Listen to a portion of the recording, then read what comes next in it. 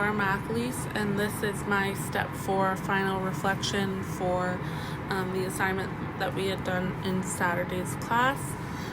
For my case, I chose to do, I believe it's case number 6, which is regarding the autonomous taxis that were being implemented in Mumbai and I forget the other country, while being heavily trained in Western culture, which is much different road conditions as we discussed in class.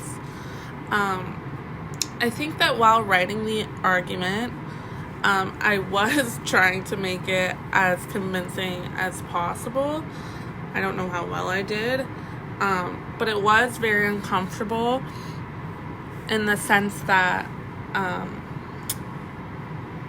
when you think of real life day-to-day examples of companies that have continued operating, even given injuries or workplace injuries, really extreme injuries, or in this case, death, and they continue to operate as if nothing happened, and, just kind of, it gets swept under the rug, everybody forgets, a couple days later, and life just moves on. I think that's really uncomfortable.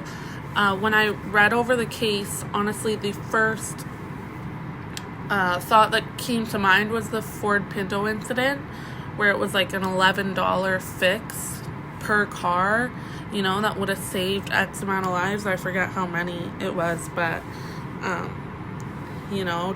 did Ford go under because of that? Did they have to stop producing sedans or SUVs? No, they continued on as if, that never really happened, although it's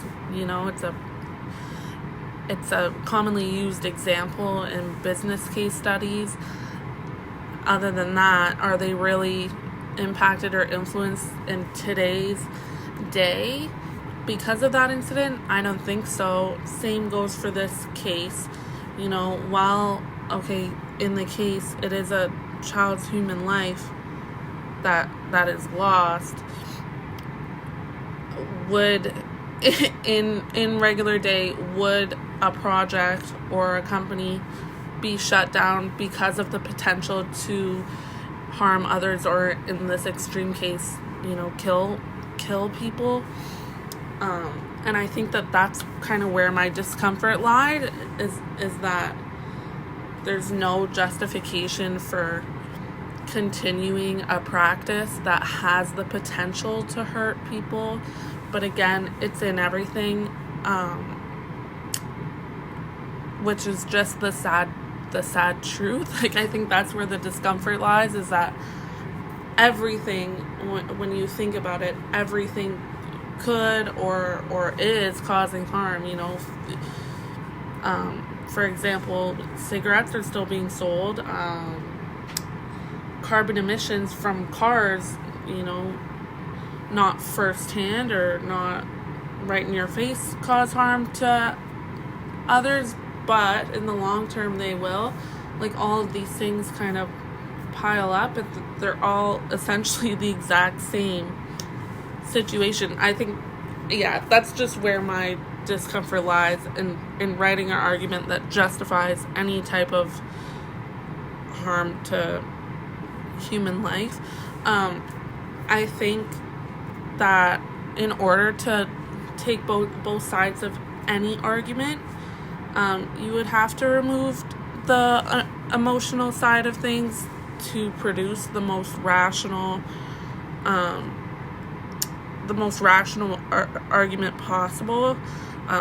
Otherwise, there's extreme type of bias in everything, even with the emotional removed there is, but I think that the emotional layer just adds a little bit too much of an irrational perspective. In order to take any uncomfortable position or the opposing side of any argument, the emotional would have to be blocked out, and that's what I tried my best to do. And I think that this case kind of demonstrated to me that my views maybe are a little bit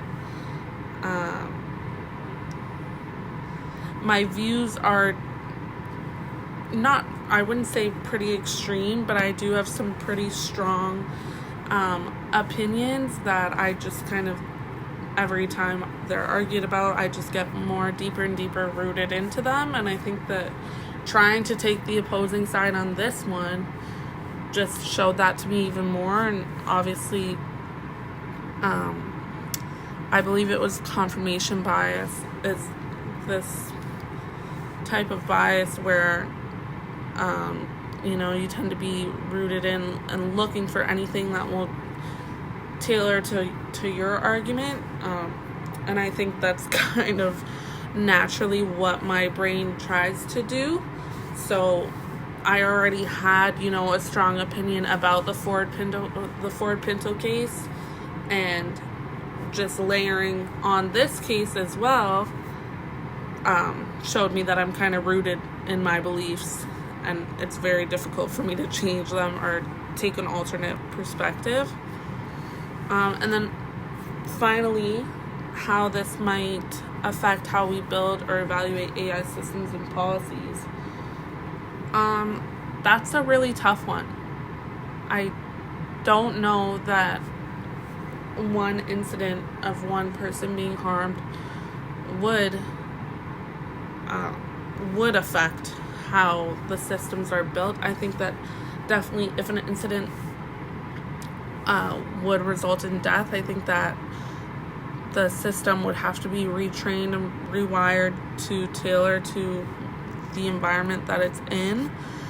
But again, that takes time, and in the real world, are companies willing to,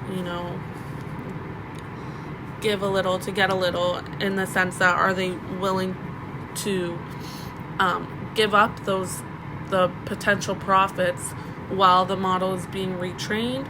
Probably not. But I guess it's something to strive for. I would hope that AI systems would be reevaluated, profusely if an incident like this was to occur.